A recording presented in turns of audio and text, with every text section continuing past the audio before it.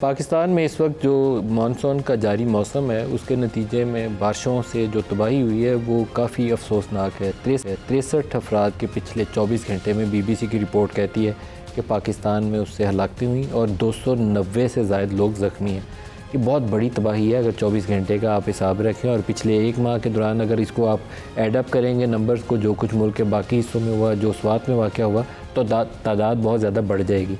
Climate change के कुछ impact हैं। ये तो मौसम बरसात के अंदर इस तरह की बारिशें अक्सर को आ जाती हैं और आम तौर पर जब बहुत ज़्यादा कंसंट्रेशन हो जाए रेंज की, उसके नतीजे में तबाही बढ़ जाती है।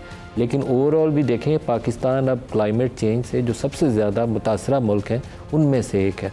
तो हमारी क्या तैयारी उसके बराबर है? बिल्कुल भी नहीं है। आज से 15 साल पहले जो कुछ सैलाब के नतीजे में पूरे पाकिस्तान में, जिसे हमने सुपर फ्लड्स का नाम दिया था, बहुत शोर होगा हुआ, उसके बाद फ्लड्स आए, फिर हमने दोबारा दुनिया से जाके मदद मांगी, आज फिर वहीं पे खड़े हैं। लेकिन तैयारी हमारी नहीं है। जब भी बारिश आती है, तेज़ बारिश आती है, नालों के किनारों पे, इस्लामाबाद का अगर मैं ख़ास तौर पर तज़किरा करूँ तो इस्लामाबाद में नेचुरल ड्रेन्स बहुत ज़्यादा हैं। हर सेक्टर के अंदर से, हर दूसरी गली के एंड से वो एक कुदरती जो पानी की गुजरगाह थी वो बनी हुई थी। CDA वालों ने हमारी मेहरबानी ये की है कि जैसे जैसे ज़मीनों के रेट बढ़े हैं उन्होंने नालों को तंग करते गए। 2-3 साल पहले E11 में तबाही का बुनियादी सबब वही बना था। नालों का मुंह तंग कर दिया, दोनों तरफ या कहीं से रोड निकाल लिया और उसके पीछे प्लॉट डेवलप कर दिए, या नाले के किनारे के ऊपर ही प्लॉट डेवलप करके प्लाजे या बड़े घर तमीर करने शुरू कर दिए। तो जब भी आप नेचुरल ड्रेन को रोकेंगे तो उससे पानी कहीं ने तो निकलना, रास्ता बनाना, उस पानी ने वो रास्ता बनाता है तो उसके नतीजे में तबाही होती है। पिंडी में लई को बेहतर करने के लिए बहुत कोशिशें की गई, लेकिन लई के किनारे पे अभी भी कच्ची आबादी बन जाती है और फिर मसाजिद से ऐलान आज भी हुए हैं, पहले भी करने पड़ते हैं। तो ओवरऑल एक पूरा सिस्टम आपको वज़ा करने की ज़रूरत है।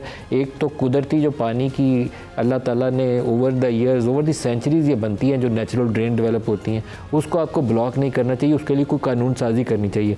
सबसे ज़्यादा अफसोसनाक पहलू यह है कि इस्लामाबाद जो एक प्लान्ड सिटी है उसके अंदर भी CDA ने ये बेड़ागर कर दिया। पुराने शहरों में तो चलो मान लिया कब्ज़ा माफिया आ गया था, उसने कब्ज़े कर लिए, नाले की ज़मीनों पे कब्ज़ा हो गया, लेकिन कैपिटल के अंदर जिसमें हर सेक्टर, हर सड़क आप प्लान करके बनाते हैं, वहाँ पे भी आप ये कुछ करें तो अफसोसनाक पहलू है। और बाकी मुल्क में तो जो हो रहा है उसके नतीजे में सूबाई हुकूमतों को एक सेंट्रलाइज प्लान बनाना चाहिए।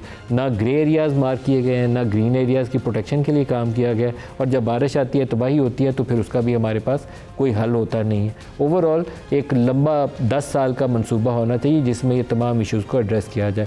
सियासी सूरत हाल अभी वैसे ही है, बेयकीनी वाली कैफियत है जिसमें यह मालूम नहीं है कि पाकिस्तान तहरीक इंसाफ की जो सूबाई हुकूमत है KP में, उसने कितने दिन चलना है, और ओवरऑल पाकिस्तान तहरीक इंसाफ और मरकज़ के जो मामलात है, क्या उसमें कोई बेहतरी की गुंजाइश पैदा होनी है या ये टकराव वाली कैफियत बनेगी आइंदा आने वाले दिनों में जब ये लोग प्रोटेस्ट करते हुए सड़कों पर आएंगे।